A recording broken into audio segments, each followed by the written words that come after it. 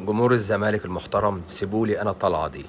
انا مشجع نادي بيراميدز، خلاص. سيبولي بس ايه النقاش مع جماهير النادي الاهلي. طبعا المحترمين على راسنا، لكن اللي بيركبوا الترند وقاعدين يحفلهم وجهله، فدول خلوهم لي انا. دلوقتي انت عامل نفسك بطل الكون ومحور الكون، وانت من غيرك الدنيا كلها تقف. خلاص ماشي، انت بطل وانت كبير، وطبعا بنحترم النادي الاهلي لانه نادي كبير وبنحترم جماهيره المحترمه. لكن الناس اللي قاعده تحفل على جماهير الزمالك، تعالى يا حبيبي. واولكم كابتن سيد عبد الحفيظ اللي قاعد عمال يهري في الماضي، تعالى يا حبيبي بقى ايه، اخش دخلتك اللي انت بتحبها. انت دلوقتي عامل نفسك كل ما حد يتكلم معاك تيجي تجيب حاجات من الماضي. خلاص انا دلوقتي مشجع نادي بيراميدز، هتكلم دلوقتي بالمنطق. النادي بتاعي اتاسس سنه كام باسمه الجديد؟ 2018. يعني يعني تقريبا انا بقى لي 7 سنين قدرت احصد في السبع سنين على لقب ابطال افريقيا. انت كفريق كره قدم اتاسست 1911، يعني تقريبا بقالك 118 سنه.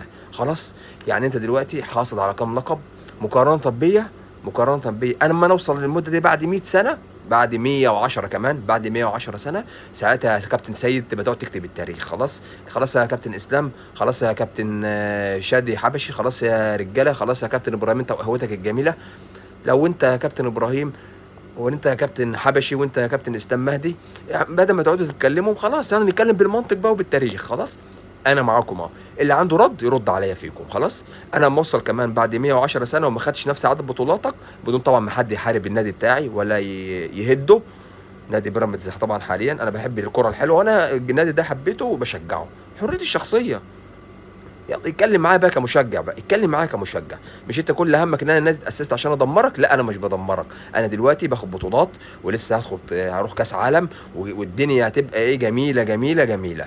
ولسه ما تشوف صفقات الجديده وهتشوف حاجات جميله قوي بالنسبه لي. خلاص اهدى كده، اتقل، التقيل جاي، التقيل جاي يا اهلاوي، التقيل جاي يا حبيبي.